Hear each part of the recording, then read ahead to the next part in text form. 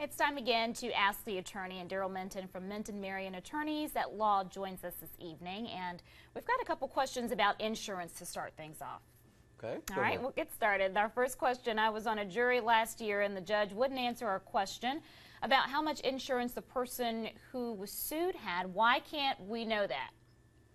Well, a lot of jurors want to know that, and the reason they want to know that typically is because they feel sorry for the party that was injured in a negligence case, but they also kind of like the defendant and don't want to punish the defendant too much. Okay. But they don't mind giving away the insurance company's money, so they want to know just how much they can give the plaintiff without hurting the defendant. And for that reason, that's why they're not allowed to know, because they're supposed to be there to decide whether someone was negligent and whether someone was injured and how bad were they injured, what compensation are they due.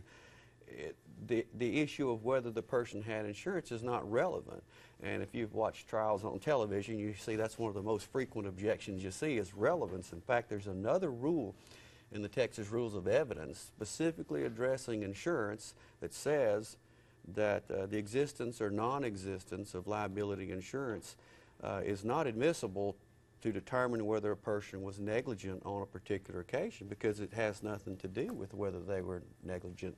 Now, it can be admissible to prove that someone, for example, actually owned that vehicle, or to show bias or something, but in my experience, most judges are very cautious about allowing insurance coverage issues to creep into the trial and let the jury know anything about that. All right, our next question. I got rear-ended and it's going to take a month to repair my van because it has a wheelchair lift. The insurance company for the driver who hit me said it will only pay $50 a day for a rental.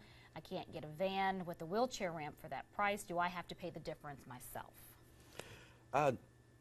Well, the party that caused the accident is liable to you for your damages, including the loss of use of your vehicle. And if it costs more to replace your vehicle temporarily, then that's what the person owes. You may have a heavy-handed insurance adjuster who refuses to pay that amount, and you may have to come see me to talk to me about that. But I would guess that I could probably make them pay that. All right, our last question. My neighbor built a fence and it's on my property. Can I tear it down?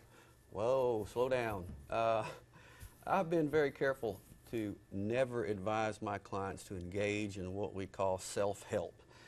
You can just think about where this is going to go. Do you really think that tearing down that fence is going to be the last thing that happens?